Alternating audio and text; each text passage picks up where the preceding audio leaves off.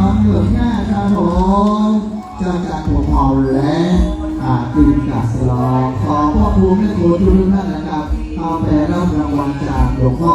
ข้าหลวงปู่หลวงศิลปากรด้านหน้าวิหารครับพอปฏิภาณเนี่ยไม่ต้องใส่เกลือเกลือหรอกเกี่ยวกับการลูกมองเหมือนเดิมเลยแล้วจะทำในรอบแรกนะมันต้องได้ภาพด้วยหลวงพ่อจะมาได้ภาพด้วยช่างภาพอยู่ที่ไหนมาหลวงพ่อด้านหน้ารวนได้รับมอบรางวัลสำหรับคนสวยคนงามคนฟ้าสวยนะจ๊ะจากเมืองแม่นะครับหลวงพ่อพระบุคคลมีภาษาเดียวเราพัฒนาหลวงพ่อเป็นเจ้าในชุดของเจ้าจักรปกครองและปีกกาสลอนนะครับร่วมรับในบันทึกภาพเป็นร่วมรับในบันทึกภาพโดยพ่อครูแม่ครูตั้งแต่รุ่นจีทิพย์นิดจีน้ำจ้องจีพันเลิศเอามีหลายสีข่าวจัดอย่างที่สวยงามและกับบันทึกภาพการหลวงพ่อ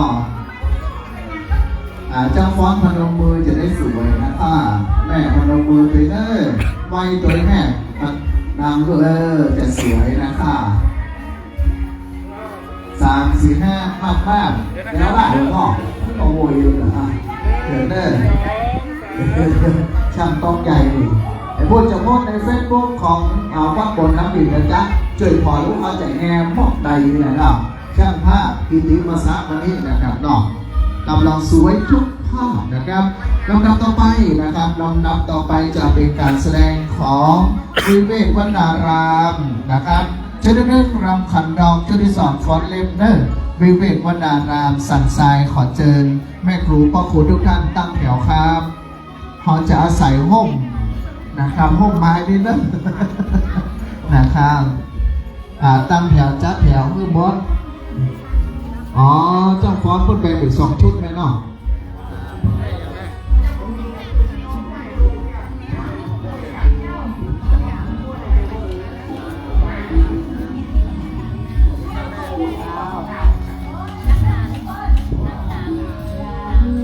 ขอบคุณแม่บัวพิมพ์ใจมาไร่ลงเหนือเนอแม่บัวพิมพ์ใจมาไร่ลงเหนือหอมไม้ครับ20 บาทบารมีแม่เพิ่มคุณสาวเต้าเนอกลับไปที่ไหนเทพุทธศาสไปที่ไหนเทวดาปัญโจกต่อไปครับการแสดงนะครับของวิเวกวรรณารามชุดที่ 1รำขันดอกครับ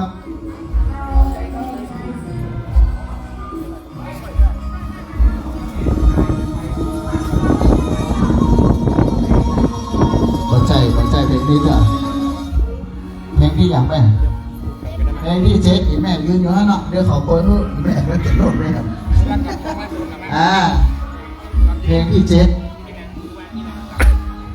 มาดูชื่อเพลงก่อนแม่มันจะมาสั้นมาเป็นอย่างครับเขาสั่งโปรแกรม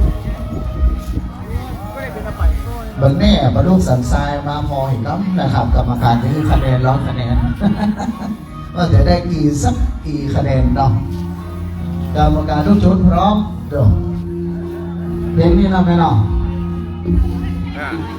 เอ๊ะ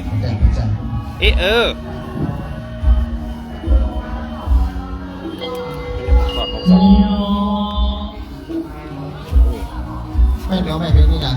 เพลงยอนะจ๊ะแม่รำขันดองเนอเอาแขนถึงยอแล้วเนอขอเสียงปรบมือจากแฟนคลับครับผมแต่มาต้องดีนี่มัสคาร่าพร้อมลิปพร้อมย่อครับขยับขามาขยับแขน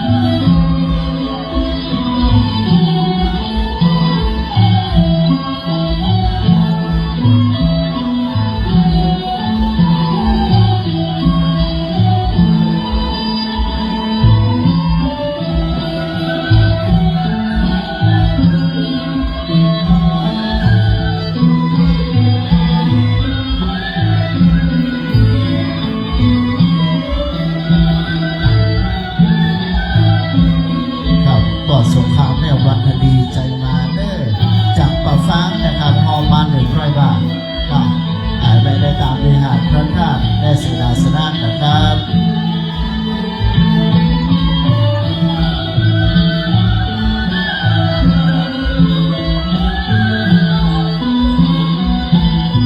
ตีเข้าไปมาเรียนในวัดนางเกิมห้องแห่เด้อครับ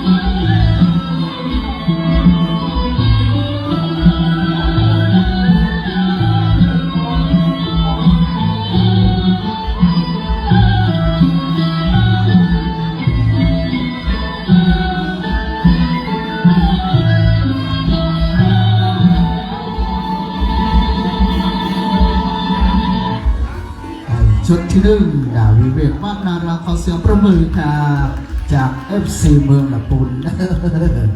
แล้วต่อไปครับในชุดที่2วิเวกวัฒนารามสันทรายเฮาจะมาฟ้อนในชื่อชุดว่าฟ้อนเล็บนะครับชุดที่2ฟ้อนเล็บเน่ขอแม่ครูทั้งหลายได้จัดแถวนะครับ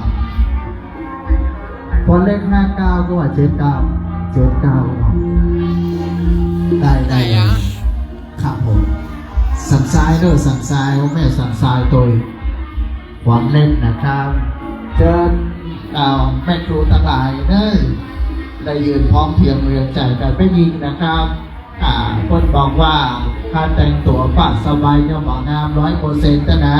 ตามใดที่ย่อมบอกมีดอกเอื้อมเพิ่มปั๊บผมอันนี้เรียบร้อยทั้งสบายทั้งผ้าสิ้นแล้วมีเด็กเพิ่มปั๊บผมตัวเองงามขนาดเนาะส่งเป็นไม่ยิงกันนะคณะแสดงคนเนอตุนจะขึ้นไปบนวิหารลงเลยนะครับขึ้นไปบนวิหารลงปูนำเด้อครับเดี๋ยวใส่เล็บมือพร้อมจัดแถวให้ตรงทั้งหมดตรงนะครับเดี๋ยวกันเด้อยืดแขนมือมันเต็มกันหนักมือมันดำกัน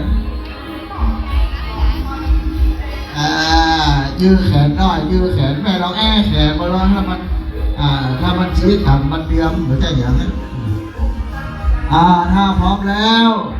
ดีเจฟอนเล็บ10 กว่านาทีเนอะเป็นฟอนเล็บ7 เก่าจากแม่ครูจากสันทรายวิเวกวัฒนารามครับ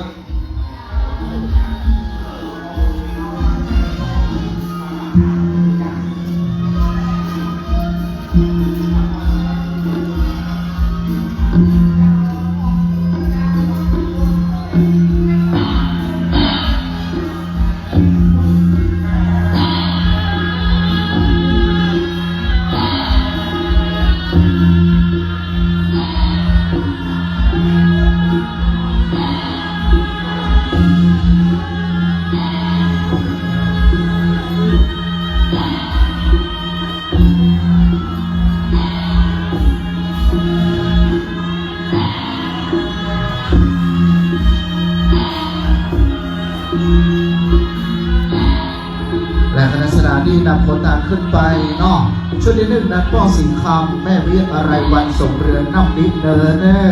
ตุ่นที่2แม่จันปิ้งเนาะสุ รินตุ้ยนะครับแม่จันเป็นสุรินตุ้ยน้ำนิดเหนือเหมือนกันครับ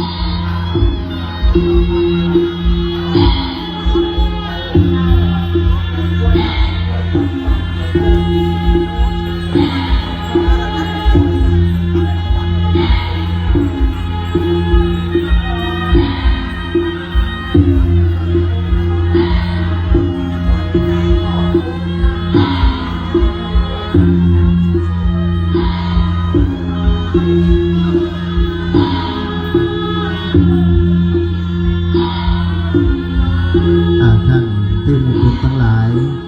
ที่จะทำการแสดงอย่างนี้นั่นคือวัดวิเวกวนารามอำเภอสันทรายจังหวัดเชียงใหม่นะครับฟ้อนเล็บ79ของแม่ครูสันทรายครับ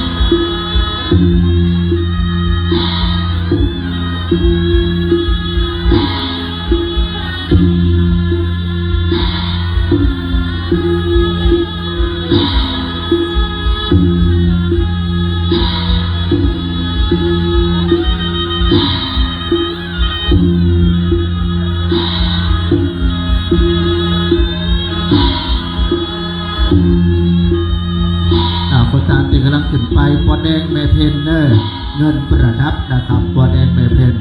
เงินประดับพร้อมขนาดลูกหลานเนอร์ครับ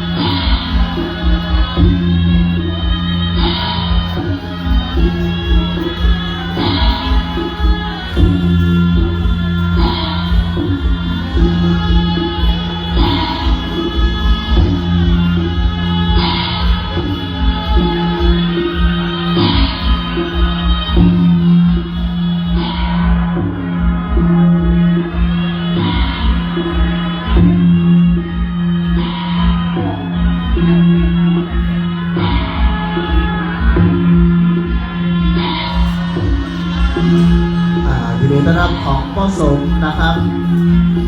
พ่อตุ้ยแม่สมเนาะวงอารินนะครับ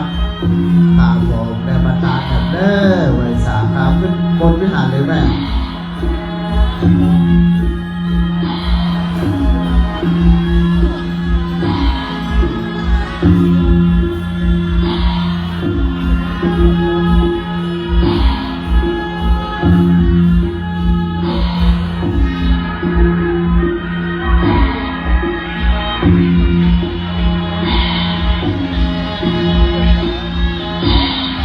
ของแม่นิพาบางสิยุนะครับพร้อมด้วยหลานน้อยเลิกกำลังเอาคนต่างขึ้นไปบนวิหารเลยนะครับแม่นิพาบางสิยุครับพร้อมหลานน้อยเลิก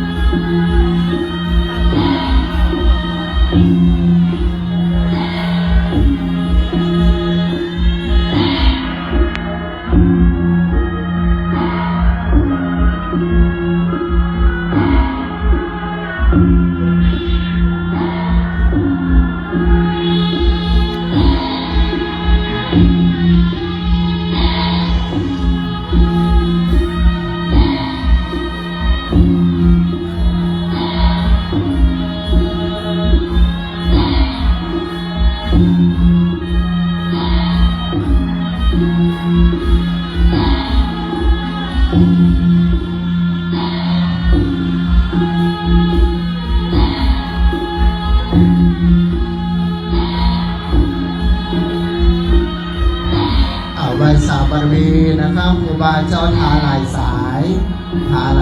นะครับไปสาครูบาเจ้าเสาเด้อขึ้นไปบนวิหารโน้มข้าพเจ้าครับ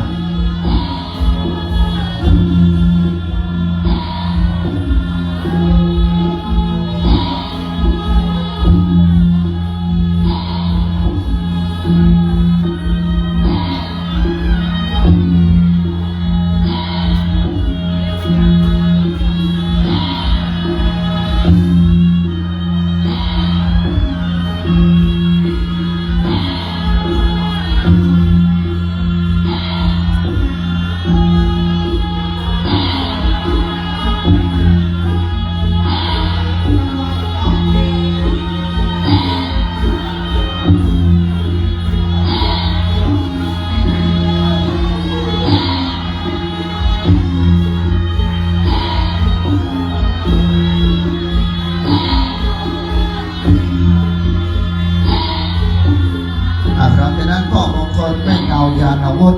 วันไร่ดงเหนือนะครับก็แม่ให้หอมมาอย่าง20 บาทบารมีแม่เพิ่มขึ้นสาวสดังนากระบอกเพิ่มขึ้นปืนเนื้อในเด้อพ่อมงคลแม่เงายานอาวุธในตาลวิหารในตาลพระธาตุและเสนาสนะร่วมกันหลวงพ่อในวันนี้ครับ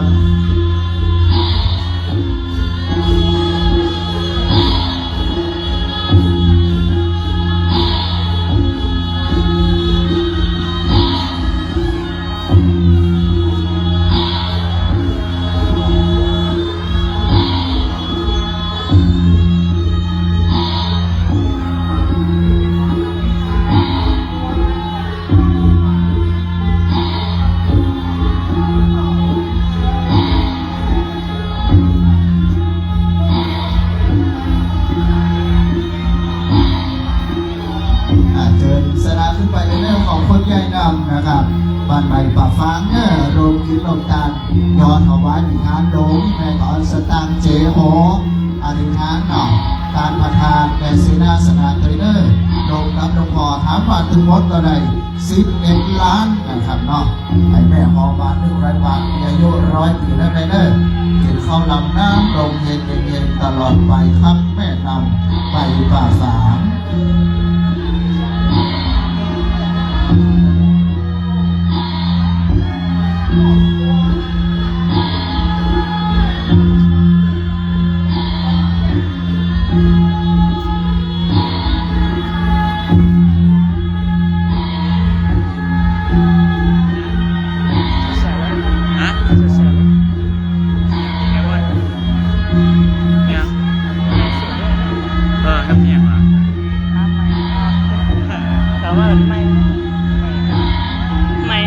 นายบรรจงนางรำจวนเนาะพร้อมด้วยญาตินะครับกำลัง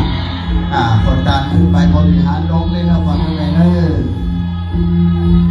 สถานนี้คือคณะสัทธาวิเวกวนารามอำเภอสันทรายจังหวัดเชียงใหม่นะครับนำการแสดงฟ้อนนะครับฟ้อนเต็ม79สันทรายเชียงใหม่ครับ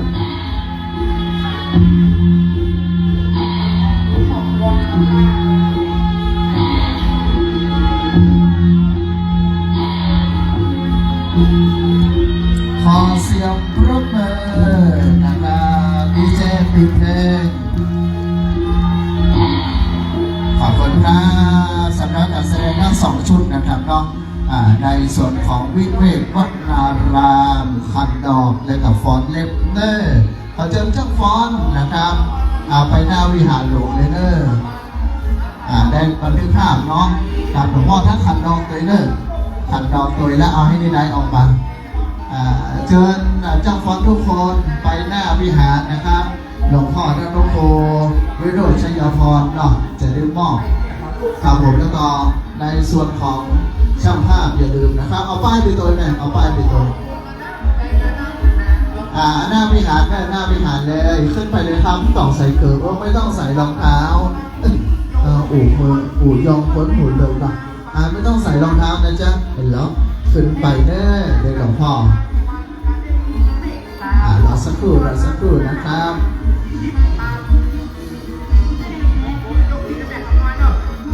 ช่างฟ้อนคอยถ่ายรูปก่อนดีกว่าก่อนที่หลวงพ่อจะมาถอดรองเท้าให้เรียบร้อยนะจ๊ะคนไม่สูงอยู่ด้านหน้าคนสูงอยู่ด้านหลังและยิ้มยี่เขี้ยวด้วยนะครับยิ้มมือหัดเขี้ยวเด้อพี่น้องอันนี้คือวิเวกวนารามสันทรายเชียงใหม่กันเนอร์ลูกจากสันทรายบันเน่บันลูกสันทรายมาคะแนน100คะแนนกรรมการออกมาแล้วทุกกรรมการทุกท่านตัดสินให้ได้150คะแนนได้150เลยเนาะเกินไป50คะแนนขอบคุณเลิกงานเต้นงานบ้าบนเตวันดาลงมาเป็นมือเนาะเดี๋ยวเราสักการหลวงพ่อจะได้มอบรางวัลให้กับคนเก่งนะครับเดี๋ยวบันทึกภาพกับหลวงพ่อตัวเองครับ